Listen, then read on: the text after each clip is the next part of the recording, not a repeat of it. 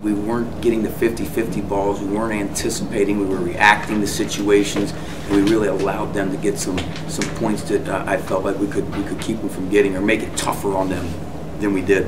Dave, down the stretch, it looked like you tried to run at least a set for Eshaunte, and it didn't work out that way. Was that disappointing that they didn't find him to get him a touch? Yeah, it was. I wanted him to flare the guy. I wanted Bear to walk up a little bit and get flared, and but again, Ernest Watson, that's a shot he makes a ton, and he's probably going to make that 6, 7, 8 out of 10 times, and he made one just a possession before, and it's a great shot. You know, if Bear caught it, maybe he hits that 3, maybe he doesn't, but in hindsight, we still had a great look at it, and he has to take that because you're not sure if the next thing's going to come. So I just felt like, you know, I was hoping Bear had that ball in his hands just because of the streak he was on, and he may just let one go and knock it cold because he's done that. His track record that he hits those big shots for us. Bear, how much were you looking to step into one there? Stretch that was a great shot for Stretch. That was something I told him in the locker room. He gonna make that, like Coach said, he's gonna make that 9 out of 10 times. So that was a great percentage shot. So I'll take that any day. Dave, that first half, I mean, you did take a lot of, look like contested threes. How much of that was on you guys, and how much of that was just a credit to what Upstate was doing defensively? I think a lot of it was a combination.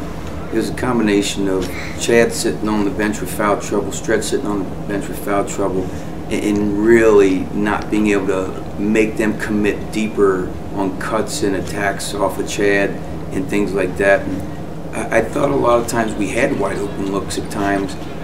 We just didn't make them.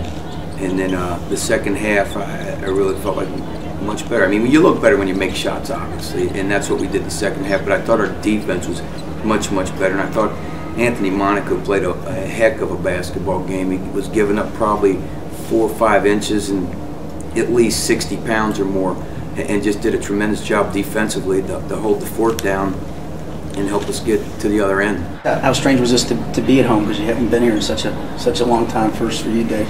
It was really strange. I mean, honestly, it was really strange, but it was awesome to look up and see all the people there. I mean, it really was, and all I was thinking was, come on, let's get close, because let's get these fans involved. Let's get them involved in something to cheer for. And that's what we were hoping, and we got close, and we couldn't sustain it right there at the end, because we would have won. I really believe that. If we would have played a little bit better that first half, we would have won that last stretch.